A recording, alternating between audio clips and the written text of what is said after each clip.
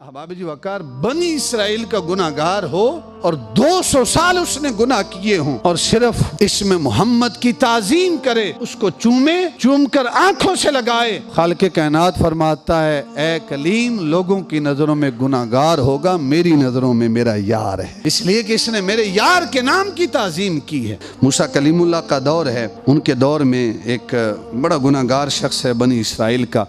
वो ऐसा गुनाहगार है कि एक रिवायत में कि उसने 100 साल तक गुनाह किए, एक रिवायत में ये है कि उसने 200 साल तक गुनाह किए। और जब वो फौत होता है तो बनी इसराइल के जो लोग थे उन्होंने उसको गुस्ल भी नहीं दिया, उसे कफन भी नहीं दिया, बल्कि उसको उठाया और उठाकर जो गंदगी का ढेर था ना, जिसको हम रूड़ी कहते हैं, उसको उठाकर उस गंदगी के ढेर पे फेंक दिया। यानी गुनाहगार इतना था, लोगों की नज़रों में बदकार इतना था कि वो उस काबिल ही नहीं था कि उसको गुस्ल देते। तो जब रब की बारगाह में हम कलाम होते हैं तो खालिक़े कायनात ने इरशाद फरमाया कि ए मेरे कलीम, कलाम बाद में करेंगे, पहले फ़लाँ गली महल्ले में मेरा एक महबूब है, उसको लोगों ने उठाकर गंदगी के ढेर पे फेंक दिया है।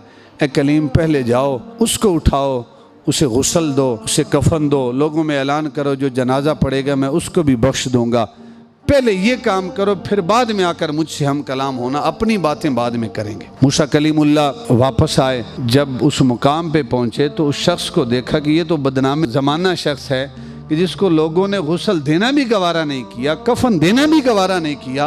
और खालिक़े कायनात इरशाद फरमाता है कि इसको गुस्ल भी दो, कफन भी दो, इसका जनाजा भी पढ़ाओ, जो इसके जनाजे में शरीक वो भी बख्शा गया है।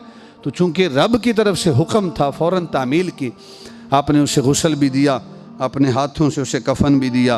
कफन देने के बाद ये रिवायत जो है इमाम हलबी सीरत हलबिया के अंदर नकल फरमाते हैं, इमाम अबू नुआइम अस्फ़हानी रहमतुल्लाह ताला अलैह हिलियतुल औलिया के अंदर और अल कौलुल बदी के अंदर अल्लामा शम्सुद्दीन सखावी रहमतुल्लाह ताला अलैह, तो इन मुस्तनद किताबों के अंदर ये रिवायत मौजूद है कि मूसा कलीमुल्लाह गए कहा कि ये तो बड़ा गुनाहगार शख्स है। तो अहबाब वकार चूँकि हुक्म था, उसे गुस्ल भी दिया, कफन भी दिया, जनाजा भी पढ़ाया। तो जनाजा पढ़ाने के बाद फिर रब की बारगाह में हाजिर हुए और आकर अर्ज किया, बारी ताला, वो तो बड़ा गुनाहगार शख्स था, गुनाहों के अंदर लिथड़ा हुआ, लोगों ने उसे इस काबिल समझा ही नहीं है कि उसे गुस्ल देते, उसे कफन देते। जब वो मरा है तो लोगों ने उठा के गंदगी के ढेर पे फेंक दिया है। बारी ताला, तू कैसे कहता है कि वो तेरा महबूब है, तेरा यार है? तो फरमाया कि जो लोग कहते हैं वो भी ठीक है और जो कुछ मैंने देखा है, जो मैं कहता हूँ वो भी ठीक है। बारी ताला, तेरा यार कैसे हुआ? फरमाया, एक रात आई थी कि रात की तारीकी थी, अंधेरा था, कोई देखने वाला इसे नहीं था, इसने तौरात खोली, मेरी किताब, उसको खोल के उसकी तिलावत करता रहा।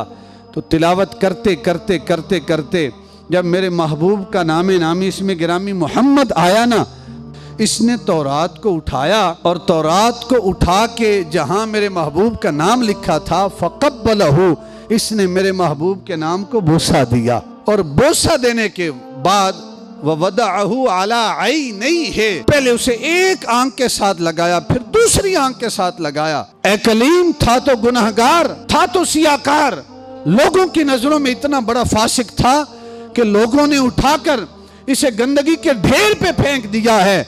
लेकिन ए कलीम, इसने मेरे महबूब के नाम की जो ताजीम की है, उसको चूमा है, चूम की आंखों के साथ लगाया है।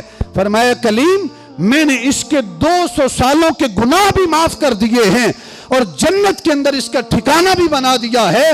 वज़व्वजतुहू बिसबईन हौरा, और जन्नत की 70 हूरों के साथ मैंने इसका निकाह भी पढ़ा दिया है। सिर्फ जिसने महबूब के नाम की ताजीम की।